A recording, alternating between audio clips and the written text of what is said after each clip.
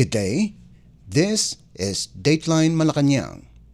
Philippine President Ferdinand R. Marcos Jr. on Thursday received the credentials of 5 new ambassadors to the Philippines at Malacañang Palace, where he took the opportunity to reaffirm the Philippines' commitment to strengthening bilateral cooperation with Bangladesh, Palau, Armenia, Cuba, and Mongolia.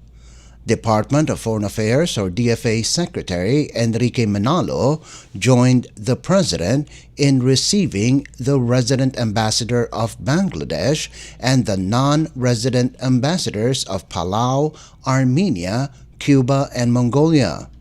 President Marcos expressed his hope that the envoys would work closely with their Philippine counterparts to continue deepening bilateral ties and encourage them to take time to explore the Philippines. The 5 envoys are His Excellency Mohammad Sarwar Mahmood, Resident Ambassador Designate of the People's Republic of Bangladesh, His Excellency Peter Adelbay of Palau, His Excellency Suren Bagdasaryan of Armenia, Her Excellency Yadira Ledesma Hernandez of the Republic of Cuba, and His Excellency Engtaivan Dashnyam of Mongolia. Dateline Malacañang. Several members of the cabinet of Philippine President Ferdinand R. Marcos Jr. met on Thursday to discuss the priority programs of the current administration. Transportation Secretary Vince Dizon said there was an instruction from President Marcos to hasten the implementation of the projects and programs aimed at propelling growth in the country. In a chance interview with Palace reporters, Dizon said, priority programs need to be expedited for the good of the Filipino people. Dizon did not provide additional details about the specific programs presented during the meeting. Apart from Dizon, some of the cabinet secretaries spotted at the new executive building or NEB at Malacañang Palace for the meeting were Justice Secretary John Vic Remulla, Agriculture Secretary Francisco Chu Laurel Jr., Social Welfare Secretary Rex Gatchalian, Education Secretary Sonny Angara, and Communications Secretary Jay Ruiz. Meanwhile, Secretary Dizon confirmed that the President wants insurance policies for private vehicles elevated to the same level as the Passenger Personal Accident Insurance or PPAI currently mandated for public utility vehicles or PUVs, which provides up to 400,000 pesos in death benefits and 100,000 pesos for injuries. Under current regulations, private vehicle passengers are collectively entitled to only 200,000 pesos, regardless of the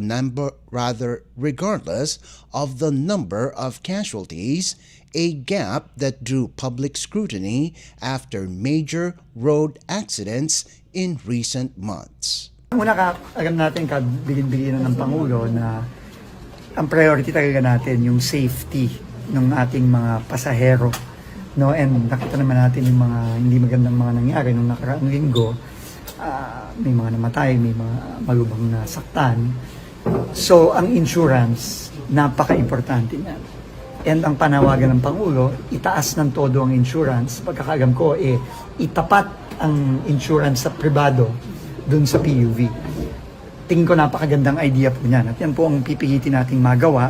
At kakausapin natin ang LTO at utusan natin ang LTO at LTFRB na kailangan i-impose natin yan. No? Kasi, gago-gago na ngayon. Na talagang kita natin sa dami ng mga aksidente and marami sa mga aksidente, PUV. No, at ang mga kababayan natin, kaya ng sinabi ng Pangulo, nagbabayad yan. Nagbabayad yan ng pasahe, pero kapalit ng pagbayad nila ng pasahe, yung makakauwi sila dapat ng safe. Maraming mga insidente ngayon, hindi ganun ang nangyari. Nakakalungkot. No?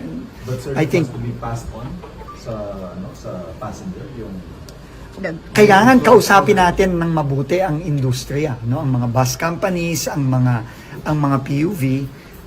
Syempre, wala namang libre sa mundo, no? May kailangan magbayad ng mas mataas na premium ng insurance. Ngayon, titignan natin kung paano ang pwedeng gawin diyan, no? At ano ang mga regulasyon ng pwedeng ano. Pero ang sabi ng Pangulo, nag-agree tayo sa sinabi ng Pangulo, yan ang utos ng Pangulo, kaya gagawin natin. The Department of Transportation, or DOTR, is now coordinating with the Land Transportation Office, or LTO, and the Land Transportation Franchising and Regulatory Board, or LTFRB, to begin implementing the directive. When asked how soon the policy might be rolled out, Dizon said the government is aiming for implementation before year's end. The discrepancy was highlighted by the Alliance of Transport Operators and Drivers Association of the Philippines following fatal road accidents, including the December 2024 Katipunan flyover crash, which killed 4 and injured more than 20 individuals. Victims' families received only 200,000 pesos total in insurance payouts split among all affected. A similar shortfall was reported in the Subic-Clark-Tarlac Expressway, or SCTEX pileup that killed 10 people. Dateline Malacañang. The Commission on Elections, or COMELEC, on Thursday said voter turnout in the May 12 elections was at 81.65%, the highest recorded in midterm elections. In a press briefing at the tent city of the Manila Hotel, COMELEC chairperson George Garcia reported that 55,874,700 out of the 68,431,965 registered voters participated in the recently concluded elections. Voter turnout in the 2019 midterm elections was at 75.9%, or 46,937,139 voters. Citing initial observations, Garcia said it was the youth who really flocked to vote in the 2025 elections. Garcia said, based on COMELEC data, over 3 million members of the vulnerable sector, mostly senior citizens, went to the voting centers early on election day and took advantage of the early voting hours, which was from 5 to 7 in the morning. Highest in the history of midterm election. 81.65% of 68,431,965 na mga botante sa buong Pilipinas. So 81.65. So natutuwa tayo dahil bagamat ito ay isang midterm election, ay nag-register siya ng ganung kadami na bilang ng mga botante natin na bumoto nitong nakarang election. Again, highest in the history of a midterm election. Yung ating presidential election noong 2022 ay 82.5 ang ating pong presidential election. So medyo kapiraso na lang, halos ganoon na rin kadami ang bumoto nitong midterm election. So base sa initial nating pagtingin, talagang dumagsa ang kabataan sa pagboto nitong nakaraang 2022 elections. Yung boses nila, gusto ng sambayanan na mapakinggan. Kahit naman yung mga nakatatanda natin dumagsa rin, lalo na nga po doon sa mga unang...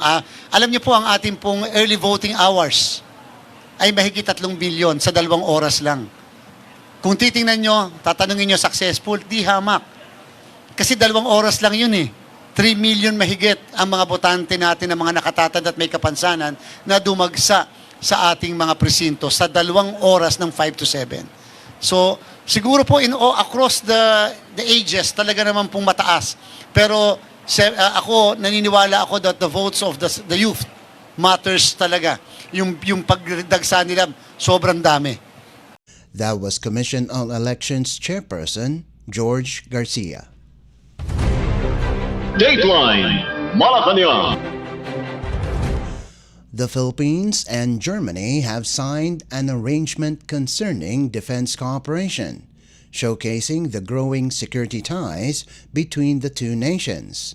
In a statement on Thursday, DND, or Department of National Defense spokesperson, Assistant Secretary Arsenio Andolong said, DND Secretary Gilberto Chodoro Jr. and German Federal Defense Minister Boris Pistorius signed the agreement for their respective countries on Wednesday, Germany time.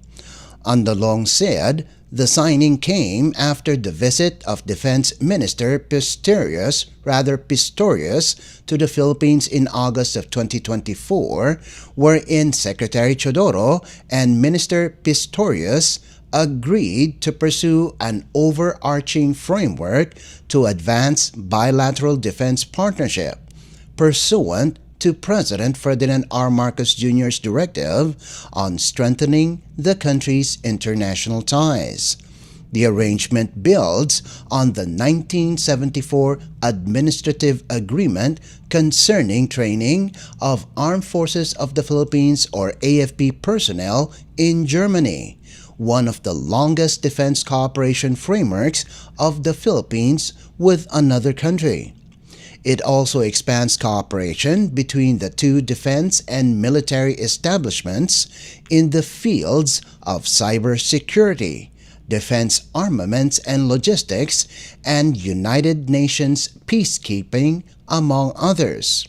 Andolong said after the signing, both defense ministers will convene the third Philippines-Germany Security and Defense Staff Talks to review and concretize proposed joint activities and initiatives to be implemented under the said arrangement in the coming year. Chodoro was also in Berlin to attend the UN Peacekeeping Ministerial Meeting to reaffirm the Philippines' commitment towards global peace and security as one of the founding member countries and a troop contributing nation of the UN. The Philippines has a current bid for a non-permanent seat at the UN Security Council, for which the DND chief expressed the country's readiness to play an active role in addressing global security concerns. Dateline Malacañang. In other news, the Philippines Department of Migrant Workers, or DMW, is urging newly elected senators, congressmen, and local officials to place the welfare and reintegration of overseas Filipino workers, or OFWs, high on their legislative agenda. In an interview, Migrant Workers Secretary Hans Leo emphasized the agency's commitment to working with incoming lawmakers and local leaders to fulfill President Ferdinand R. Marcos Jr.'s call for shared responsibility and common purpose in protecting OFWs and their families. Among the priority legislative measures being pushed by the department is the passage of reintegration programs for returning OFWs, which was also identified by the President as essential. Kakdak said one of the key proposals the DMW wants to revive in the new Congress is the passage of a comprehensive reintegration program for returning OFWs. The DMW Secretary said the DMW's Legislative Liaison Office is currently reviewing relevant bills filed in the previous Congress. He emphasized that reintegration is a priority, both for the department and the president, and that they need legislative support to build sustainable programs for returning OFWs. The DMW is also seeking to intensify the campaign against illegal recruitment, calling for better cooperation with law enforcement, increased penalties for violators, and faster resolution of cases. Kakdak stressed that a stronger legal framework is essential in protecting vulnerable workers from exploitation. Secretary Kakdak also said the DMW is preparing to engage with Congress to secure larger budget allocations for its Action Fund, Reintegration Fund, and additional manpower. He stressed the importance of these resources in supporting distressed OFWs, enhancing repatriation efforts, and staffing local OFW help desks across the country. Kakdak expressed confidence that with unified efforts from the executive and legislative branches, the country can improve its systems of protection and assistance for the over 2.4 million Filipinos working overseas. Dateline Malacañang. Meanwhile, the Philippines Department of Migrant Workers, or DMW, has extended aid and verified employment records for dozens of overseas Filipino workers, or OFWs, affected by the magnitude 7.7 earthquake that hit Myanmar on March 28th. DMW Undersecretary Felicitas Bay reported during a press briefing in Mandaluyong City on Wednesday that a team from their department, the Migrant Workers Office or MWO, and the Philippine Embassy in Bangkok visited the affected areas from April 28th to May 2nd. Bay said they also informed the OFWs in Myanmar during a meeting with the Filipino community that if they would decide to return to the Philippines, they could also freely seek assistance at the DMW office or any of its regional offices. During the DMW team's visit to Mandalay, Migrant Worker Secretary Hans Lay Kakdak also had a virtual meeting with the Filipino community. Despite the incident, Bay said no Filipinos have requested to be repatriated to the country. They chose to stay and instead requested help in reconstructing lost documents. She said many workers lost their employment documents in the rubble of the collapsed Sky Villa dormitory. Bay said the DMW team verified 32 employment contracts and issued 5 Overseas Employment Certificates or OECs to help OFWs resume work. The DMW team also visited 4 schools in Yangon where the majority of Filipino workers are employed.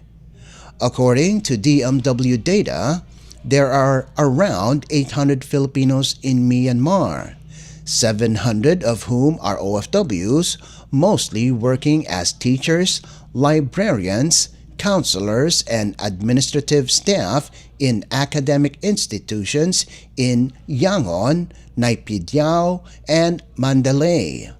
Meanwhile, the visit also included ground assessments and direct support to OFWs who were displaced or had relocated or stayed with friends and family in Yangon. Bay said Myanmar remains under Alert Level 2, which allows only returning OFWs with valid job contracts to enter the country. Dateline Malacañang. And finally, the Philippines Department of Human Settlements and Social Development, or DHSUD, has strengthened its coordination with key shelter agencies, or KSAs, to better address the needs of families affected by Mount Canlaon's unrest. In a public advisory on Thursday, the DHSUD said it would integrate the efforts of National Task Force Canlaon with key KSAs, particularly the National Housing Authority or NHA, to optimize available resources.